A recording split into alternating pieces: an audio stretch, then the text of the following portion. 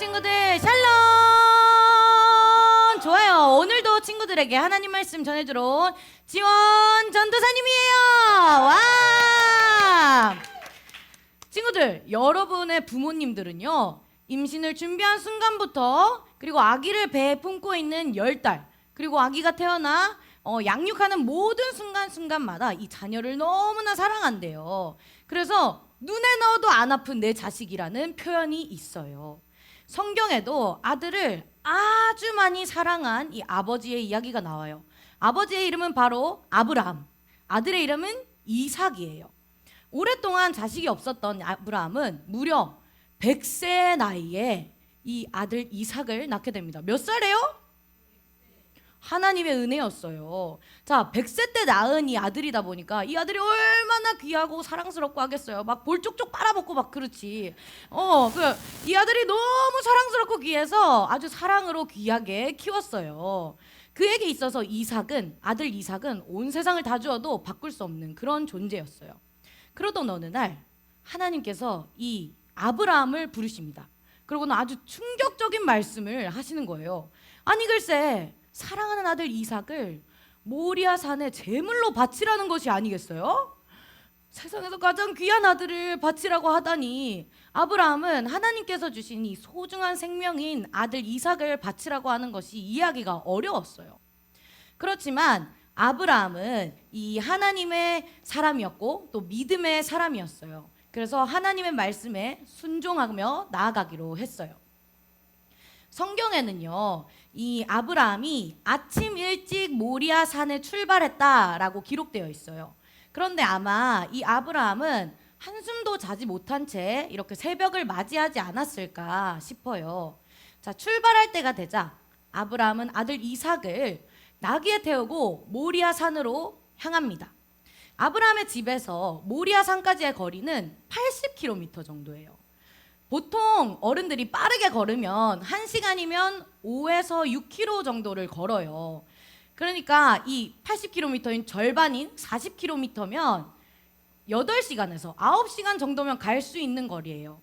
그러니까 다시 한 번 더, 아브라함의 집에서 모리아산까지는 80km라 했죠. 이 거리면 아무리 천천히 걸어가고 먹고 쉬고 자고 해도 이틀이면 충분히 갈 수 있다라는 말이에요. 그런데 아브라함은 3일이나 지나고도 그곳에 도착하지 못했어요. 왜 그랬을까요? 길을 잃어버렸을까요? 아니에요. 아브라함은 아들 이삭과 조금이라도 더 붙어 있고 싶고, 조금이라도 더 함께하고, 조금이라도 더 보고 싶고, 만지고 싶고, 이야기하고 싶고 이러고 원했기 때문이에요. 분명 엄마 아빠들은 이 마음을 다 알 거예요. 그래서 최대한 천천히 걸었을 거예요. 아들 이삭을 이렇게 제물로 바치러 가는 일은 너무나 고통스럽고 괴로웠을 거예요. 시간이 흘러 이 아브라함과 이삭이 모리아산에 도착하게 되었어요. 아브라함은 아들 이삭을 번제를 드릴 준비를 하고자 아들을 죽이고자 했어요. 그때 하나님께서 이 하나님을 향한 아브라함의 믿음을 보시고 아브라함을 막습니다. 아브라함아, 아브라함아. 하나님께서는 제물로 바칠 수량을 미리 준비해 두셨어요. 그래서 아브라함은 이삭 대신에 이 하나님께서 미리 준비한 수량을 제물로 드리게 되었답니다. 자, 방금 아브라함은 이삭이 아닌 하나님께서 미리 준비한 수량을 제물로 드리게 되었다라고 했어요. 그런데 정말로 자신의 아들을 제물로 바친 아버지가 있어요. 누굴까요? 바로 하나님 아버지예요. 하나님께서는 아브라함처럼 마음이 너무나 슬프고 고통스러우셨을 거예요. 성경은 예수님께서 십자가에서 죽으셨을 때 이 하나님이 겪으신 아픔과 고통을 이렇게 표현하고 있어요. 땅이 흔들리고 바위가 깨지고 해가 빛을 잃고 온 땅에 캄캄한 어둠이 계속되었다고요. 하나님의 마음이 얼마나 찢어지게 아팠는지 우리가 알 수 있는 부분이에요. 하나님께서는 그렇다면 왜 이런 고통을 겪으시면서까지 이 예수님을 제물로 내어주셨을까요? 그건 바로 우리 도훈이랑 샤인이랑 임재랑 다나랑 아영이랑 지훈이랑 우리 초등부 우리 모든 사람들을 너무나 사랑하시기 때문이에요. 자, 다 함께 요한복음 3장 16절 상반절만 함께 읽어볼게요. 시작. 하나님이 세상을 이처럼 사랑하사 독생자를 주셨으니. 친구들, 이 순서를 잘 기억해야 돼요. 하나님이 세상을 이렇게 사랑해서 독생자는 예수님을 의미해요. 예수님을 주셨으니. 하나님은 사람들을 너무나 사랑했어요. 그런데 사람들은 하나님을 멀리 떠나서 하나님의 말씀을 따라 살지 않고 죄를 지었어요. 자, 성경에는 죄의 값은 뭐라고 나와 있다고 했죠? 죽음. 죄의 결과는 죽음이라고, 사망이라고 분명하게 기록되어 있어요.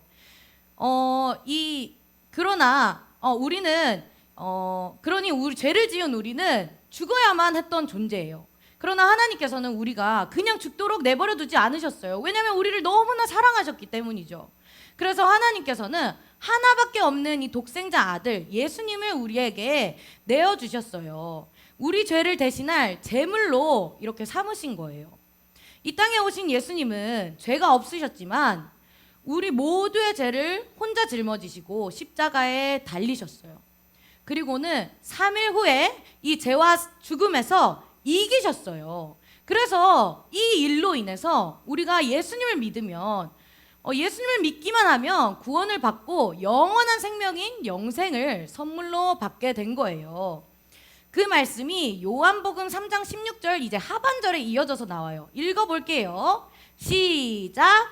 이는 그를 믿는 자마다 멸망하지 않고 영생을 얻게 하려 하심이라.